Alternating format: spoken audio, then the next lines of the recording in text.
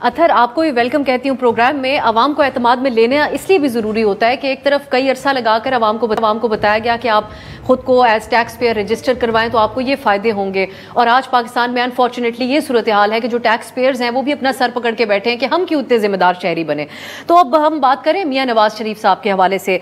उनका इस सारी सूरत हाल में खामोश रहना, एक तज्जिया इसके ऊपर किया गया कि वो इसकी ओनरशिप नहीं लेना चाहते क्योंकि उन्होंने पहले से ये तय किया हुआ था कि अगर वो काबिल कबूल ना हुए तो वो एक नाराज़गी की कैफियत में ही नजर आएंगे, जो जैसा कि आजकल हम देख रहे हैं।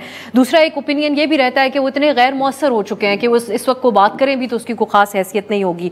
लेकिन एक तरफ कहीं ना कहीं उनका कारकुन ये भी एक्सपेक्ट करता होगा कि वो 3 बार के प्राइम मिनिस्टर और मुल्क के एक सीनियर पॉलिटिशियन सियासी लीडर हैं, तो अगर उन्होंने वो ये भी पोजीशन रखते हैं कि वो अपनी हुकूमती फैसला साजी से इख्तलाफ कर लें।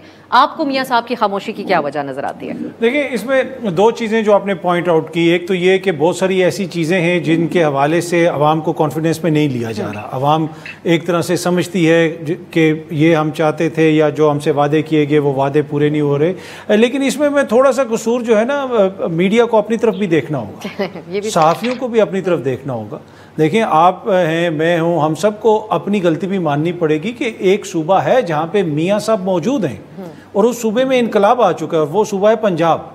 और उस इनकलाब के बारे में आपको कराची में बैठे हुए एक्टर बता रहे हैं सोशल मीडिया पे वीडियोस जारी करके कि 100 दिन में मरीम नवाज ने वहाँ पे क्या कुछ अचीव किया है। वहाँ पे हेल्थ भी रिफॉर्म हो गई है, वहाँ पे एजुकेशन। उन्होंने थोड़ा बहुत पीआर सीखी है ना नून पीटीआई से। पीटीआई भी टिकटॉकर्स से बयान दिलवाया करते थे, तो कुछ तो हम कह सकते हैं, क्रेडिट दें आप। वो उसमें कहते हैं नकल के लिए भी अकल की जरूरत होती है। कोई थोड़ा सा मतलब उसमें ये होता है ना, कोई 3-4 दिन आगे पीछे करवा लेते, इकट्ठे ही सारे वो करवा दिए, पैगामात जारी करवा दिए और उसका जो रिस्पॉन्स आ रहा है। ये तो होता था ना पीटीआई के दौर में भी तो होता था। खैबर पख्तूनख्वा हुकूमत ने तो एक मुख्तस किया हुआ था बजट टिकटॉकर्स के लिए कि वो पजीराई करेंगे।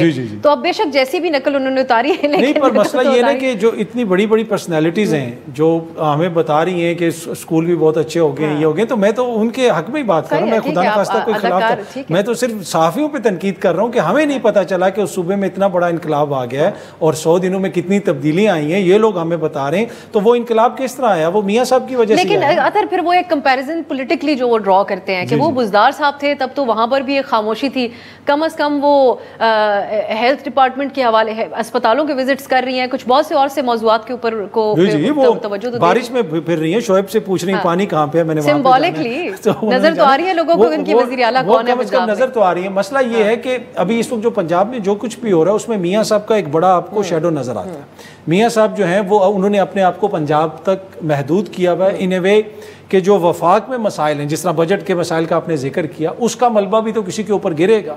मुझे ये लगता है, और हो सकता है कि मैं इसमें गलत हूँ, कि 2 इस वक्त आपको जमात के अंदर सोच नज़र आती है और कैंप भी आपको 2 नज़र आते हैं। अगर आप मुख्तलिफ लोगों से बात करें, एक शहबाज कैंप है, एक मियाँ साहब का कैंप है, और मियाँ साहब की जो ज़्यादातर तवज्जो है वो पंजाब में है, मरीम नवाज साहिबा की। वो चाहते हैं कि वहाँ पर कुछ ऐसा हो कि जो उनकी जो फ्यूचर पॉलिटिक्स है मरियम की, उसको हम किसी तरीके से सिक्योर करें। बाकी जो वफाक में मियाँ साहब का कोई किरदार नहीं है इस वक्त, वो मुझे नहीं नज़र आता। इवन के बहुत सारे जो मामलात हैं जिसमें वो किरदार अदा कर सकते हैं, बजट में आप कुछ नहीं कर सकते, आप हुकूमत में कुछ नहीं कर सकते, लेकिन ओवरऑल जो सियासी माहौल है उसमें मियाँ साहब का किरदार हो सकता है। मियाँ साहब बड़े लीडर हैं, किसी को अच्छा लगे या बुरा लगे, उनका एक लेगेसी है। 3 दफ़ा वज़ीर आज़म रह चुके हैं। अचकज़ई साहब को इंगेज करें, दीगर लोगों को इंगेज करें। जो हर तरफ अफरा तफरी का माहौल है उसको काम डाउन करने के लिए मियाँ साहब अपना किरदार अदा कर सकते हैं, पर फॉर सम रीज़न उन्होंने ये चूज़ किया है कि वो इसमें बिल्कुल नहीं बोलेंगे।